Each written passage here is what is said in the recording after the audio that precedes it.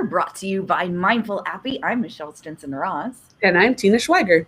And today we are talking about particularly how remote working can lead to stressful situations in the workplace, stressful for the individual trying to work remote. It's all the things, and it's still relevant even as our vaccination rates continue to go up, as different state and city leadership removes mask mandates and all that kind of stuff. There's still a lot of people working remote just because there are a lot of benefits as well as stresses. Don't you think, Tina? I do. And it's interesting because I think two things are happening at once. There's this opening of the country, and people are pulling their employees back to the office. At the same time, there's a lot of people that are now advertising positions as remote because there's workforce scarcity at this. It's just all these opposites are happening at one time. And some Mm-hmm. employees are saying, you know what? I actually don't really want to go back to the office. So I wonder, how this will play out. I'm not really quite sure, but it's an interesting situation we're in. It is an interesting situation. So let's talk like micro level first. Let's Hmm. talk about what this means to somebody who does work remote or is looking at potentially accepting a remote working position. What Hmm. does that look like? What kind of stress is involved in there? What kinds of things might possibly trigger stress? What kinds of stressors are we giving up? Because I have to tell you, I don't miss the Austin commute for 1 second. Just don't at You all. don't slow No, pack. I don't miss that. No, I am so glad I don't have to go anywhere near Mopac anymore. Mm-mm. Oh, aren't you right about that? Not too long ago, I did a really interesting interview with USA Today, and it was all about. I mean, you can include a link in our show notes to Actually, that. I will do that while you're talking about that. It is an article. The journalist interviewed me specifically about what is it like working from home and what are the impacts on life in general, because I have been working from home for several years. And one of the things I really focused on was can become difficult, as you can imagine, it's intuitive really, to separate your life from your work life. And if you end up in a busy spell, it's easy enough to just keep going a little bit longer because you don't have traffic to try to beat. You don't have to get home. You don't have the time that you spend in the commute. So are you spending that time doing things to help your self-care, or are you spending that time just doing some extra work tasks? Gotcha. I'm glad that you brought up the blend and that there's not that hard stop anymore. There's not that distance. So for me, I actually needed some distance. I recently moved to St. Paul, Minnesota, and I now have a very small little apartment. And when I first moved here and was working remote, I had everything in my apartment, and the ability to shut off work and relax, unwind, get ready to sleep. It was affecting my mood, it was affecting my sleep. I was definitely suffering from that always on. And as soon as I had the ability to do it, I wound up getting myself a small little private office in a Regis, which is where you see me today, for a lot of reasons. Number one, for that ability to kind of separate work from the rest of my life. The way I had to cope with shutting it off was to turn out the lights, shut the door, walk away. But also with us doing live broadcast, podcast, all that kind of stuff, the noise level in my apartment just wasn't appropriate for accomplishing content like this. So Mm-hmm. being here also means that I have a lot more control over the sound quality and all that kind of stuff. So there's that psychological need, but there was also an absolute work quality need to it. Mm. I think that's a great mindful appy tip. Number one for working from home is create a physical barrier between your workspace and your living space. Mhm. I'm lucky enough to have a house that has a spare bedroom in it, and that spare bedroom doubles as my office. So when I do finish the workday, I'm similar. I turn the lights off, I shut the door, and I leave the room. And that psychological barrier between the time that I'm working and the time that I'm in my house not working is easier to distinguish when we have that physical barrier. Mhm. What Um, about loneliness? If you're an extrovert, Michelle. I mean, when I you're am. working remotely and working from home, how does that impact, do you get lonely? I do get lonely. You've heard me say frequently that the day is not right until I've actually had a conversation with somebody.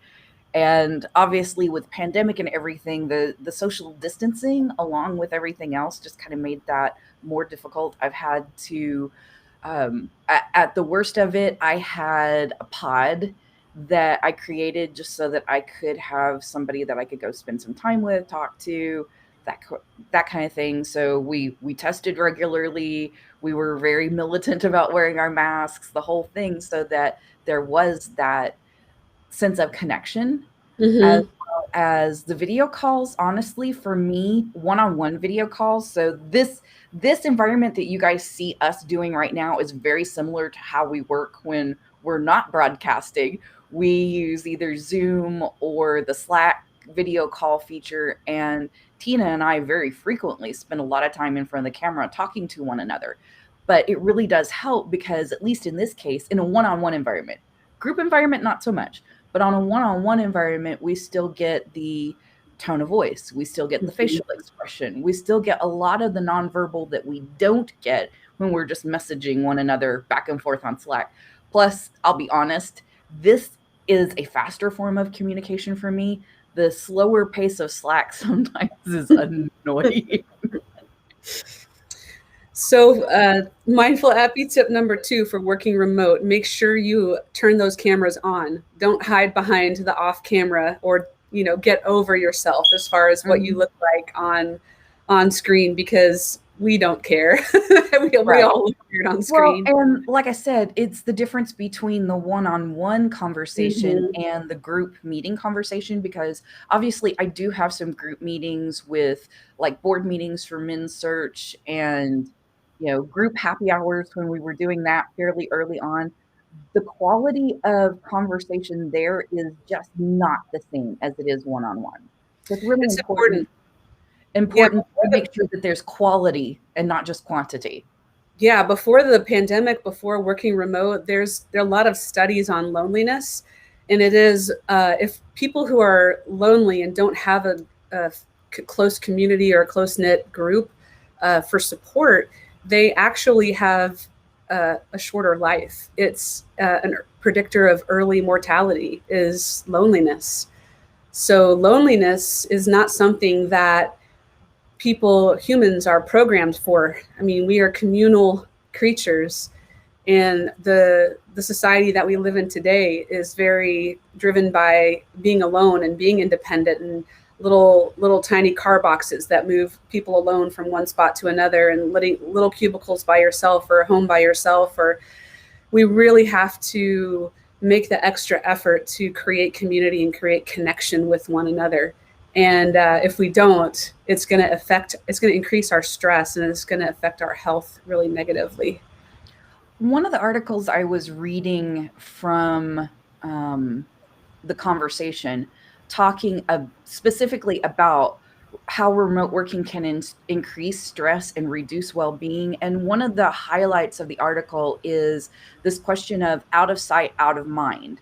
How often do we feel like, since we are working remote, that maybe we're kind of out of sight, out of mind with the rest of our team or our direct report manager, or and if I'm out of sight, out of mind, and I'm getting all of my tasks done, so there's nothing alerting somebody that, hey, there's a problem here, something's not squeaky wheel gets the grease. In the case of doing a good job with your task management, you cease squeaking and sometimes don't get the attention that you really need.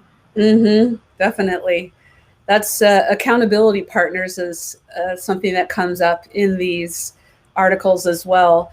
I think Ariana Huffington says that, try to check in on your coworkers and your peers and your friends and help hold them accountable to just getting up, moving around, to checking in on their emotional state. Could be anything.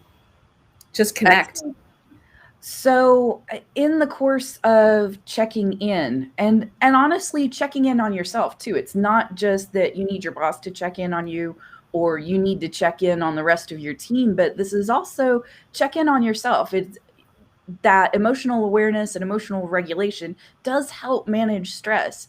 So, what would you recommend for that self check-in?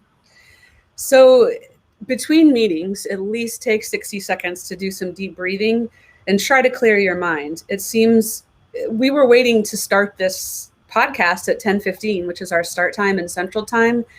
And Michelle and I both commented, like, it seems like it's 10:14 kind of forever or for a really long time. And that's because we really were just sitting there waiting and not really talking about anything, not doing anything.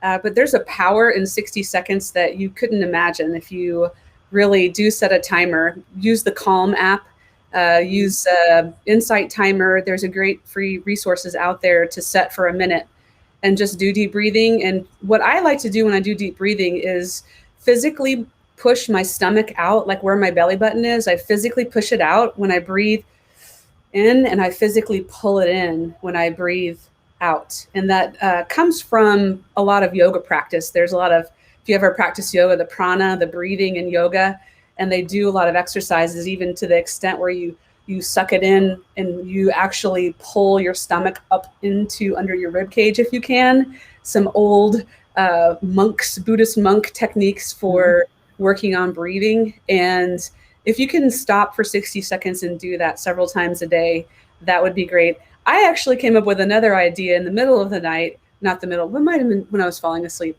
I was like, self, we're not getting quite enough exercise. And what we need to do is, I thought, push up, sit up, squat. So 3 things: push up, sit up, squat. Can I do 10 push ups, 10 sit ups, 10 squats, and get back to it? Probably I could do that in a minute. So if you're an exercise person, do that. If you're think you can focus on your breathing and do a little quick mindfulness meditation of paying attention to your body, then whatever you're feeling emotionally, it'll come to the surface and you'll become aware of it. Either way, I think depends on what kind of person you are. Okay, I'm going to be a little bit self-serving here for just a moment because I really, really, really like what Mindful Appy has enabled me to do as far as checking in with myself and paying attention. One of the things that we have is that um, experience sampling method that we've talked about several times, where at random I get a SMS message on my smartphone asking me, how do I feel right now? Or sharing is caring, share how you feel right now. I actually love the questions, but Thank you. I also love the fact that there is something already set up that kind of disrupts me for just that brief moment and makes me stop and think, how am I doing right now? And I want to offer that to everybody else. So, as you can see here on the screen, text an emoji that represents how you feel to 972-778-6835, and you can see what that self check in is like, just the way I use it. And I have to say, I have really liked it. And there's a lot more to that than just me getting a self check in. You think so? Just a little bit. You want to tell everybody else what else this does? If you take us up on the offer and get a free check-in to help you become more aware of your emotional state, help build your emotional awareness, then you can also see a little bit of results. You can look and see how everyone else in the moment is feeling, and it'll translate that emoji into a feeling. So if it's a big smiley face, it may be happy, it may be ecstatic. It depends on, how expressive it is as an emoji. and you can actually get a quick glimpse of everyone else on this text group and see how they're all feeling um, without any real effort. So this also moves me into we've talked quite a bit about what the individual remote worker needs to do, what sorts of stressors they need to watch out for, that sort of Mm-hmm. thing. But let's turn this around and let's talk about managers and companies that are now hiring a lot more remote employees. What does this look like from that side when you're having to run a team of remote workers? What it means is the one-on-one check-in, because to our point, the group call doesn't give you the level of connection that you really need. So a one-on-one check-in with your staff is going to become more critical than ever. So don't forget that. If you've let that slip, go ahead and reinstate it. Make the time to do that, because you'll at least once a week to get a moment with them and ask more open-ended questions. And you may not, in a typical work environment, you may not typically ask somebody really how they're doing. Now is the time to change that habit. If you haven't been doing Mhm. that, go ahead and ask people how they're doing. Offer up a story about how you're doing, and do something that helps increase the connection between two people, and that will serve you and your employee quite well. It'll help you build a better relationship, and it'll help them feel better about working for you. Right. The other thing employers can do for their groups is sign up for Mindful Appy and watch that net emotional index as it changes. The net emotional index averages everyone's emojis together, and it'll remove all the neutrals, subtract all the negatives, and give you a sense of how intensely negative or how intensely positive a large body of people is feeling. So, one of the things I want to call out in several of the articles I was reading around this topic was the need for better communication. So, when we're in the office and we can kind of like pop up over the barrier in kind of the open, I love Remember whack-a-mole? prairie dog, Like yeah, or the prairie dog town yeah. where, the prairie dog pops up every month.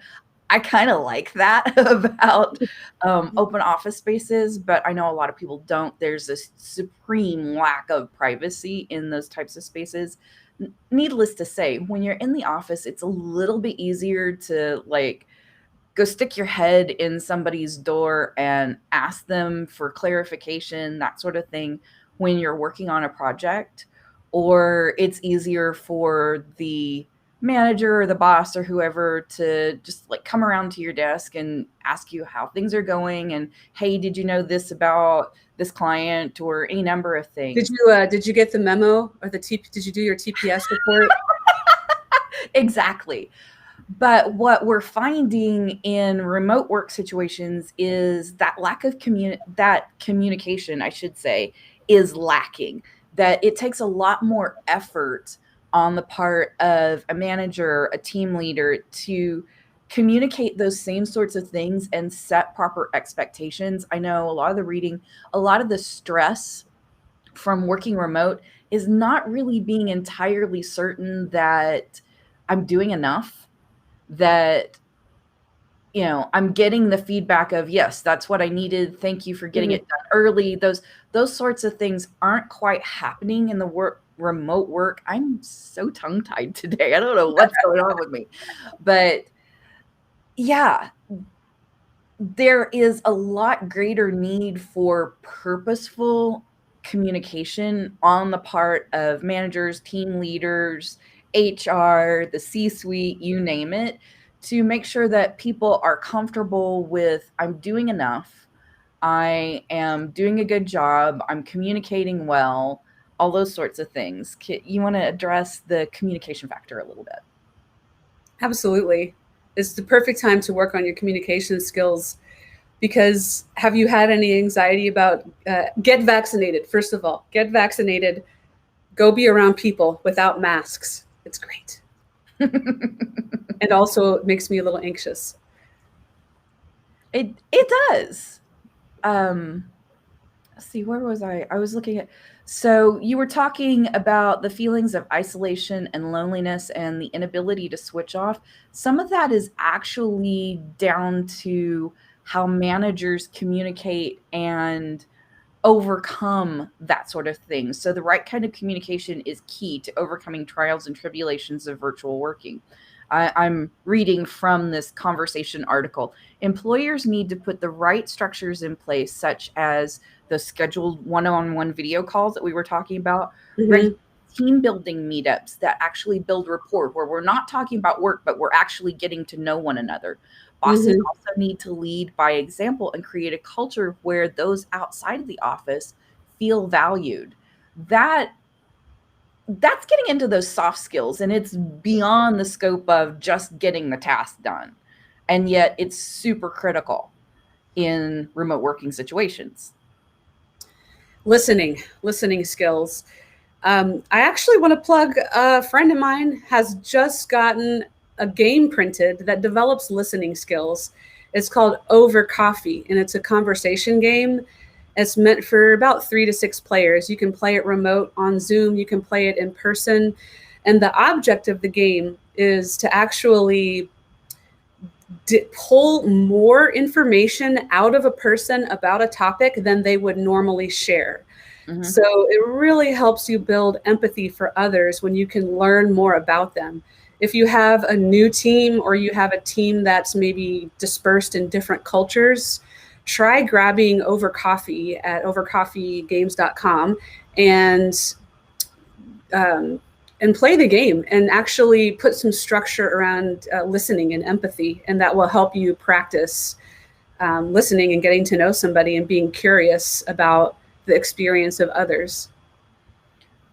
I think another thing that's really valuable for business to understand is that likely you need to pour a little bit more into professional development and education with your remote workers, that you need to provide opportunities for them to learn and grow and become even more skilled and more knowledgeable in what they're doing. And Tina's got, I'm still in promotion mode, I'm sorry, but as you, for those of you that are watching the video, as you can see, I am wearing my Men's Search t-shirt today. Today is the first day of the Men's Search Virtual Summit. It's free, and there is still time to sign up and attend. We're starting in about 20 minutes with the first keynote of the event, so there's still time. I will put a link to that in just a moment, but professional development, and that's why I brought this up, because for those of us, for me being in the marketing industry and still doing social media, search, content, all that kind of stuff, professional development and being able to network with other peers that aren't at my workplace but do the same sorts of tasks that I do is really helpful in kind of keeping my skills sharp and making me feel like I'm really doing the best job that I can possibly do. So, anytime that you have an opportunity to create either a learning event internally, or you can send somebody to an event like an online summit or a webinar, or even like a little local event that's happening in person, you need to do that for even your remote workforce. Like I said, out of sight, out of mind. Sometimes we remember to tell the rest of the people, oh, hey, there's this meetup or there's a conference going on, or, but we forget to tell our online staff the same thing. I'm going to click that link myself as soon as we finish our podcast, Michelle. Thanks for Cool. that. I encourage anyone who has it, if you've got a big copy pasting task today, or maybe some, I don't know, pre-press production or something where you can kind of do mindless work, even just turn it on and listen to it in the background. It's actually great. You can kind of absorb a few things. And just Thanks for so that you can link. see it, there it is. It is hosted on Hopin, and it is the MinSearch 2021 Summit. You can click the link in our comments for this event, and you can also, if you can type that fast, I'll leave it there long enough that you can type it in.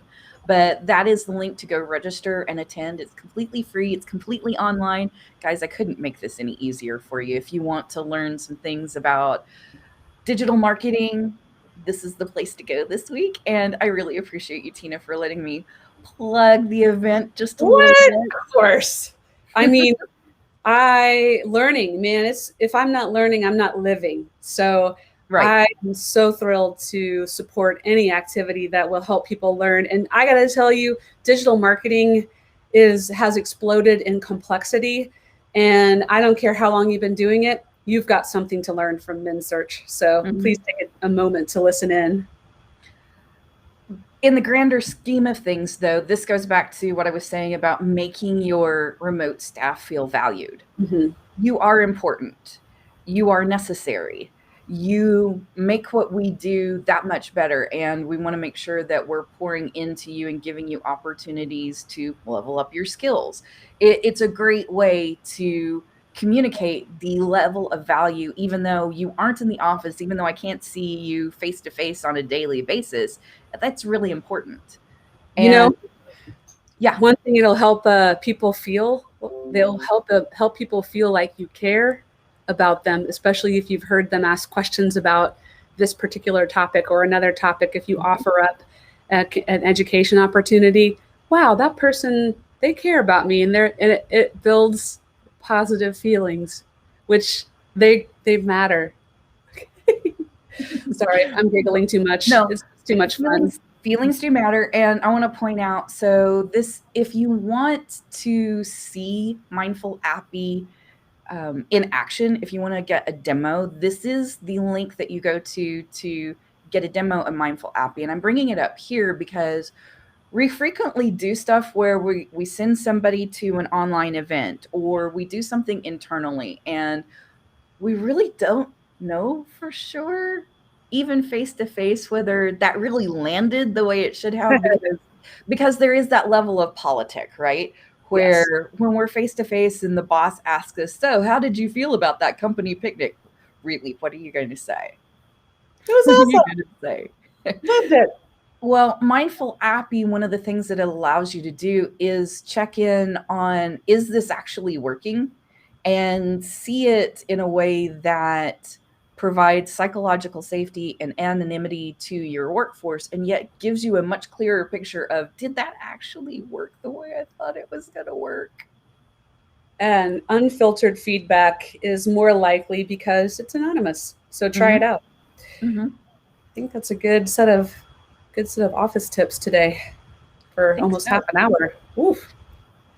So, as we wrap up, referring back to your interview with USA Today, is there anything that we missed? Is there anything else you wanted to point out as far as how we continue post pandemic to actually successfully work remote and not have a negative impact on our mental health? I have one more thing. Mm-hmm. I did internalize that and think about it for a moment. When you do something fun or relaxing and you take a break in the middle of the day, don't feel guilty about it. I know it's hard to say don't feel something. Here, let me rephrase that. When you take a break and you do something in the middle of the day, notice if you tend to feel guilty about it, Mm-hmm. or like I should be working instead. And then uh, just notice that feeling and see if you can redirect your emotions into a different place by doing something like jumping jacks or fun things, Mm-hmm. or I'm just sing a glad song, dance.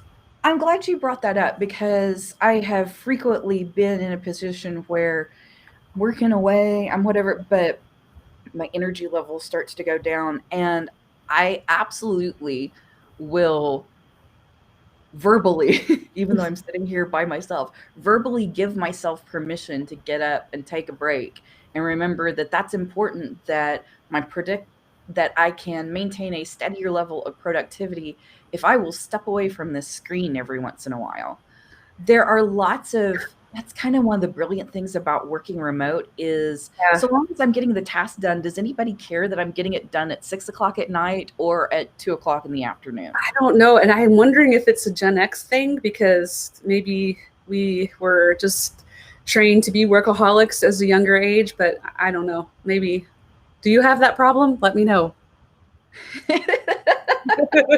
I think there are a lot of us like that. And I have to say, that's one of the nice things about the level of communication and teamwork that we have. Very frequently, one or the other of us is saying, you know what, you can stop, you can take a break, go get some food, go get a beverage. You have my permission to go have a nap if that's what you need. I do need that sometimes. Yep. People of a certain age, I being one of them, after a while, I get eye strain and I need to just turn off all of the screens and close my eyes for a few minutes, or I'm going to have a headache that makes me a not nice person to have to work with for the afternoon. Whew. All right, you need to get some water to hydrate, and you need a little break before you get into your conference. I think that sounds like a good plan.